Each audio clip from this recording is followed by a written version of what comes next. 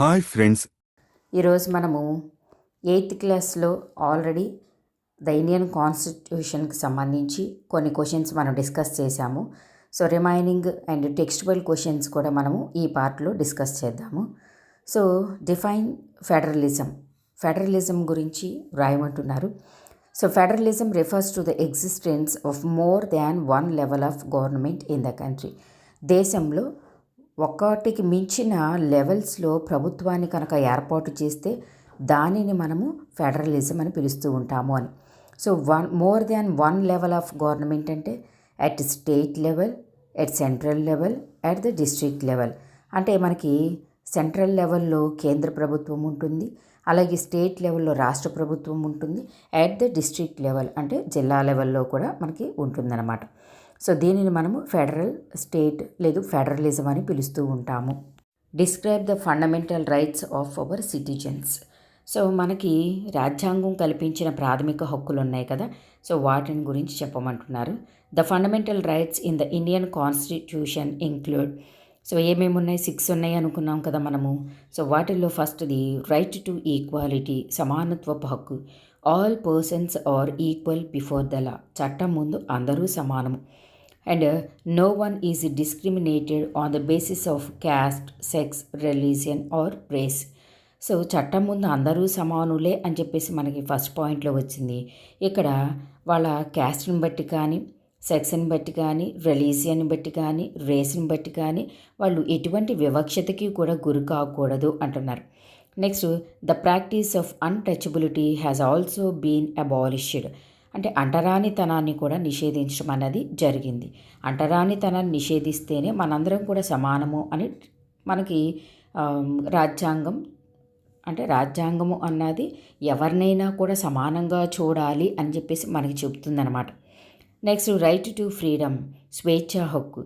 The right to freedom includes freedom of speech, expression, right to form associations, right to reside anywhere in India and right to take up any job. అంటే స్వేచ్ఛ అనమాట. ఎందులో స్వేచ్ఛ ఇస్తుంది రాజ్యాంగం మనకి? Freedom of speech అంటే మనం మాట్లాడడంలో, అలాగే ఎక్స్ప్రెషన్స్ మన భావాన్ని ప్రకటించడంలోను. రైట్ టు ఫార్మ్ అసోసియేషన్స్, ఇటువంటి అసోసియేషన్స్నైనా కూడా మనం ఏర్పాటు చేయొచ్చు. Right to reside anywhere in India, భారతదేశంలో మనం ఎక్కడైనా కూడా జీవించవచ్చు అనమాట. And right to take up any job, మనకు నచ్చిన జాబ్ని కూడా అంటే మనకు నచ్చిన వృత్తిని కూడా ఎంచుకునే హక్కు అన్నది రాజ్యాంగం మనకి ఇస్తుందన్నమాట. నెక్స్ట్, రైట్ అగెయిన్స్ట్ ఎక్స్ప్లాయిటేషన్ అంటే పీడనాన్ని నిరోధించే హక్కు. The constitution prohibits human trafficking, bonded labour and child labour, that is employment of children below 14 years. So 14 సంవత్సరాల లోపల పిల్లల్ని ఎటువంటి ప్రమాదకరమైన ఎటువంటి పనుల్లోనూ పెట్టకూడదు. అంటే బాల కార్మిక వ్యవస్థ అన్నది నిషేధించబడింది. అలాగే మనుషుల్ని అక్రమ రవాణా చేస్తూ ఉంటారు కదా, అలాంటిది కూడా నిషేధించడం జరిగింది.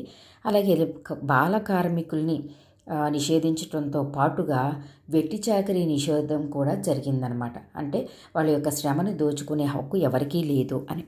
Next, right to freedom of religion అంటే ఏంటి? ఏ మతాన్నైనా స్వీకరించే హక్కు ఇచ్చిందనమాట. మత స్వాతంత్రపు హక్కు అంటారు. Every one has the right to practice any promote the religion of their choice. అంటే వాళ్ళకి నచ్చిన మతాన్ని వాళ్ళు ఫాలో అయ్యే, లేదు అంటే కనుక అవలంబించే హక్కు అన్నది వాళ్ళకుంది అని. Cultural and educational rights. So cultural and educational rights విద్యా సాంస్కృతికపు హక్కు అనమాట. All minorities can set up their educational institutions and preserve their culture. So minorities ఎవరైతే ఉన్నారో వాళ్ళు విద్యా సంస్థలను ఏర్పాటు చేసుకోవచ్చు. అంటే కొంతమంది ఏంటంటే మీరేంటి మైనారిటీస్ స్కూళ్ళు పెట్టడం, కాలేజీలు పెట్టడం, ఎడ్యుకేషనల్ ఇన్స్టిట్యూషన్స్ అని చెప్పేసి వాళ్ళని రానివ్వకుండా చేస్తూ ఉంటారు కదా, అలాంటి హక్కు వాళ్ళకి లేదనమాట. సో అంటే మైనారిటీస్ కూడా ఎడ్యుకేషనల్ ఇన్స్టిట్యూషన్స్ని ఏర్పాటు చేసుకోవచ్చు. అలాగే వాళ్ళ యొక్క కల్చర్ ఏదైతే ఉందో దాన్ని కాపాడుకోవచ్చు అనమాట వాళ్ళు. అలాగే రైట్ టు కాన్స్టిట్యూషనల్ రెమెడీస్ అంటే ఇప్పటిదాకా మనం చెప్పుకున్న ఆ 5 రైట్స్ ఏవైతే ఉన్నాయో ఆ 5 హక్కులకి కాపలాగా లేదు కాపాడుతూ ఉండే హక్కు ఏదంటే రైట్ టు కాన్స్టిట్యూషనల్ రెమెడీస్ రాజ్యాంగ పరిహారపు హక్కు అనమాట. రిమైనింగ్ హక్కులన్నిటికీ కూడా ఇది ఒక హార్ట్ లాంటిది అనమాట, గుండె లాంటిది అని. This right allows the citizens to go to the court if their fundamental rights are violated by the state. So ఆ స్టేట్ ద్వారా లేదు ఒక రాష్ట్రం అన్నది ప్రజలకు ఇచ్చిన ప్రాథమిక హక్కులు ఏవైతే ఉన్నాయో వాటిని వాళ్ళు కనుక గవర్నమెంట్ కనుక వయలేట్ చేస్తే కనుక అప్పుడు ఖచ్చితంగా మనము కోర్టుని ఆశ్రయించి న్యాయాన్ని పొందవచ్చు. India a republican form of government. So మన భారతదేశ ప్రభుత్వం అన్నది రిపబ్లికన్ ఫార్మ్ ఆఫ్ గవర్నమెంటా అంటున్నారు. A republican government is one in which no individual has a hereditary right to public offices. So భారతదేశంలో no individuals has a hereditary అంటే వారసత్వంగా కనుక ప్రభుత్వాన్ని ఏర్పాటు చేయట్లేదు కాబట్టి వారసత్వంగా ప్రభుత్వాన్ని ఏర్పాటు చేసుకుంటే దాన్ని మనం రాజరిక వ్యవస్థ అంటాం కదా. సో ఇక్కడ అలాంటిది ఏం జరగట్లేదు. అలాగే there is no king or queen in a republic. మరి మన ప్రభుత్వంలో రాజు కానీ రాణి కానీ కూడా లేరు. అలాగే India enjoys this form of government as its head is elected indirectly by the people. So ఇక్కడ మన భారతదేశం లాంటి ప్రజాస్వామిక దేశాలలో ప్రజలు ఎన్నికల ద్వారా వాళ్ళ యొక్క రిప్రజెంటేటివ్స్ని ఎన్నుకుంటున్నారు. అలాగే ఎవరైతే ఎన్నిక కాబడుతున్నారో టోటల్గా ఉన్న రిప్రజెంటేటివ్స్ అందరూ కూడా ఒక హెడ్ని ఎన్నుకోవటం జరుగుతుంది. అంటే ఇండైరెక్ట్గా పీపుల్ అన్నవాళ్ళు ప్రజలు అన్నవాళ్ళు వాళ్ళ యొక్క హెడ్ని ఎన్నుకుంటున్నారన్నమాట. Next India is a democratic state explain. So భారతదేశం అనేది ఒక ప్రజాస్వామిక దేశం, ప్రజాస్వామిక రాష్ట్రం ఎక్స్ప్లెయిన్ చేయమంటున్నారు. So periodical elections are held on the basis of universal adult franchise. అంటే ఇక్కడ మన భారతదేశంలో ఎన్నికలు ఎలా జరుగుతాయి అంట ప్రతి ఒక్కళ్ళకి కూడా ఓటు హక్కు ఇచ్చారు. ఎవరికి ఓటు హక్కు ఇచ్చారు? యూనివర్సల్ అడల్ట్ ఫ్రాంచైజ్ అంటున్నారు. అంటే సార్వజనీన ఓటు హక్కు అనమాట. 18 సంవత్సరాలు నిండిన వాళ్ళందరికీ కూడా వాళ్ళ యొక్క జాతిని బట్టి, ప్రాంతాన్ని బట్టి, భాషను బట్టి, లింగాన్ని బట్టి దేన్ని కూడా ప్రాతిపదికలోకి తీసుకోకుండా 18 సంవత్సరాలు నిండిన వాళ్ళు ఎవరికైనా కూడా ఓటు హక్కు ఇస్తుంది. కాబట్టి దాన్నే మనము యూనివర్సల్ అడల్ట్ ఫ్రాంచైజ్ అంటాం. Rule of law is an essential feature. అలాగే చట్టము అన్నది అంటే అక్కడ న్యాయ నిర్ణేతలు న్యాయం ఒక డెసిషన్ తీసుకుంటారు. ఆ డెసిషన్నే తర్వాత చట్టం అవుతుంది అనుకున్నాం కదా. సో చట్టం ద్వారా ఇక్కడ ప్రతి యాక్టివిటీ కూడా జరుగుతుందన్నమాట. Next all people enjoy the fundamental rights which are justiciable. So ఇక్కడ మళ్ళీ మనకేమంటున్నారంటే మనకి ఏవైతే ప్రాథమిక హక్కులు ఉన్నాయో అవన్నీ కూడా మనము న్యాయబద్ధంగా మనము అనుభవిస్తూ ఉన్నామన్నమాట. Thus the above all the explanations indicate that India is a democratic state. So ఇవన్నీ చూసిన తర్వాత నో డౌట్ ఎట్ ఆల్ అనమాట, మన ఇండియా అన్నది ఒక డెమోక్రటిక్ స్టేట్గా మనం చెప్పవచ్చును. Why does a democratic country need a constitution? మరి ఒక ప్రజాస్వామిక దేశానికి రాజ్యాంగం ఎందుకు అవసరము? So the following are the reasons why a democratic country needs a constitution. ఒక ప్రజాస్వామిక దేశము అన్న దానికి రాజ్యాంగం ఎందుకు అవసరమో మనకి కొన్ని పాయింట్స్ వైజ్గా ఇచ్చారు. So first one, it lays out certain ideals that form the basis of the kind of government that we as citizens aspire to live in. So ఇక్కడ ఏమంటున్నారంట, రాజ్యాంగము అన్నది మనకేంటంటే కొన్ని హక్కుల్ని ఇస్తుంది కదా. ఈ హక్కులు అన్నవి కూడా రాజ్యంలో మనం ఏంటంటే చక్కగా హ్యాపీగా ఆశతోటి ఆకాంక్షతోటి మనము జీవించడానికి తగ్గ వాతావరణం క్రియేట్ చేస్తూ ఉంటుంది అని. It reflects the ideals that the country should uphold. So ఎలాంటి ఐడియల్స్ని పైకి తీసుకురావాలి అనుకుంటుంది అంట ఇక్కడ ఖచ్చితంగా ప్రజలు అన్నవాళ్ళు ఇదంతా కూడా మన దేశము మన జాతి అన్నట్లుగా హ్యాపీగా జీవించడానికి తగ్గ వాతావరణాన్ని కల్పిస్తూ ఉంటుంది అని. The constitution defines the nature of a countries political system. అలాగే రాజ్యాంగము అన్నది ఇక్కడున్న రాజకీయ వ్యవస్థ యొక్క ఆ నేచర్ అన్నది ఎలా ఉంది అన్నది కూడా చెబుతుంది అని. The Constitution lays down the rules that guard against the misuse of authority by our political leaders. ఒకవేళ మనం ఎన్నుకున్న రిప్రజెంటేటివ్స్ కనుక వాళ్ళ యొక్క అథారిటీని అధికారాన్ని మిస్యూజ్ చేస్తే, దుర్వినియోగం చేస్తే రాజ్యాంగం అన్నది అంటే వాళ్ళకి శిక్ష వేస్తుందన్నమాట.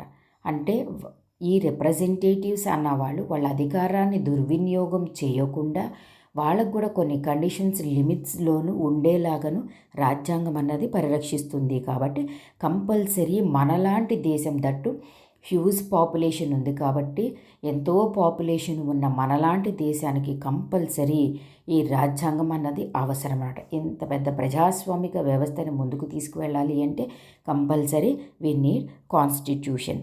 What would happen if there were no restrictions on the power of elected representatives?